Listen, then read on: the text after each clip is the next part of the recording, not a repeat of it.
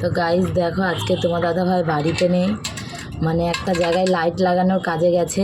তাদের বাড়িতে কোনো অনুষ্ঠান আছে কি জানি না, ঠিক আছে। তো তোমাদের দাদাভাই তাহলে আজকে আর আমাদের ওই কাজে যায়নি, আজকে ওই বাড়িটাই লাইট লাগাতে গেছে।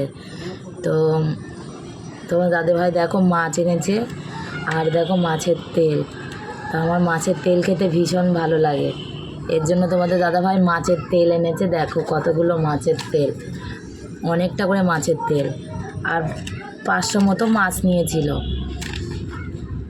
এই যে এই মাছের নাম জানি না, সত্যি বলছি মাছের তেলটা এত সুন্দর খেতে লাগে না আমার, আমি কি বলবো। মাছের তেল দিয়ে মনে হয় আমি প্রায় 2 থালা ভাত খেয়ে নেবো। 2 থালা খেতে পারবো না জানি, কিন্তু বলছি সত্যি, যখন খিদে পাই তখন মনে হয় যে মাছের তেল দিয়ে 2 থালা ভাত খেয়ে নেওয়া যায়, বুঝেছো। আমার ভীষণ ভালো লাগছে, আমি তোমাদের কি বলে বোঝাই জানো না। মাছের তেল দিয়ে আজকে ভাত খাবো। তোমরা কে কে মাছের তেল খেতে ভালোবাসো একটু কমেন্টে আমাকে জানিও, ঠিক আছে।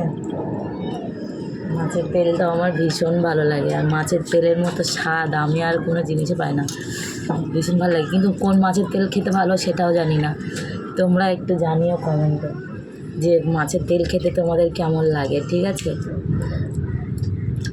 আর তোমাদের দাদাভাই আজকে বাড়িতে নেই, আজকে তোমার দাদাভাইয়ের সঙ্গে কাগজ করাতে যায়নি, কাগজ করাতে যাব, কালকে থেকে যাব। আজকে তোমার দাদাভাই একটা বাড়িতে অনুষ্ঠান আছে কালকে, তা সেই জায়গাটাই আজকে আর কাজে যায়নি। তা একটা বাড়িতে অনুষ্ঠান আছে, তাদের বাড়িতে লাইট, ধরো টুনি লাইট, বড় বড় লাইট এইসব লাগাতে হবে, সেই সবটাই লাগাতে গেছে।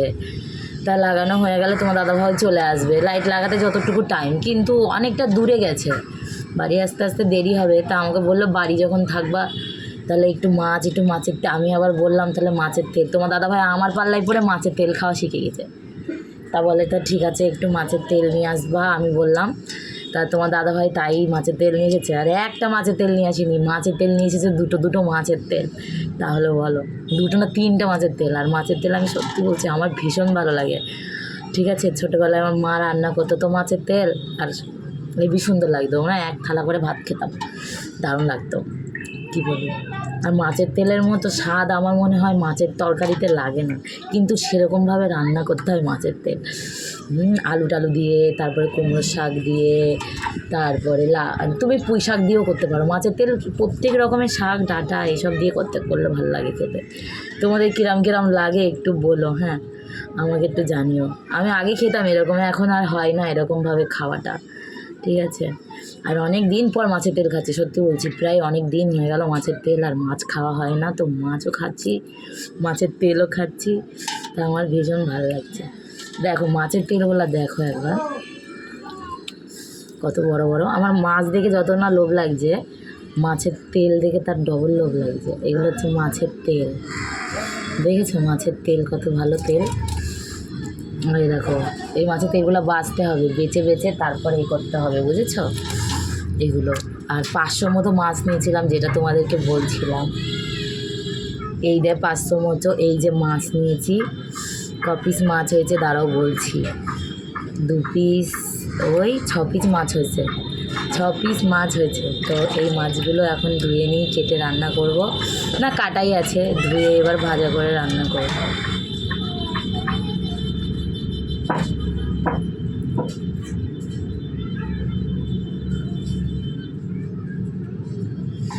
এই 6 পিস মাছ। তো গাইস ঠিক আছে, সবাই ভালো থেকো, সুস্থ থেকো। সব কিছু যখন শেয়ার করছি, আমার ভালো থাকা, না খাওয়া থাকা, খেয়ে থাকা, তাহলে আমি যখন এইটা তোমাদের দাদাভাই বাজার করে নিয়ে আসলো, কেন শেয়ার করতে পারি না, তাই তো।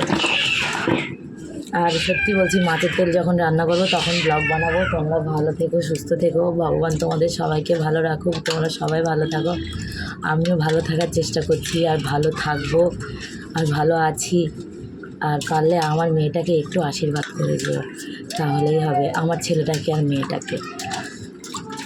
কারণ আর একটু ভালোবাসা দিয়েও একটু সাপোর্ট করো, তাহলেই হবে। আমার এর থেকে আর কিচ্ছু চাই না, আমি কী করবো আমি তাও ভেবে পাই না, জানো।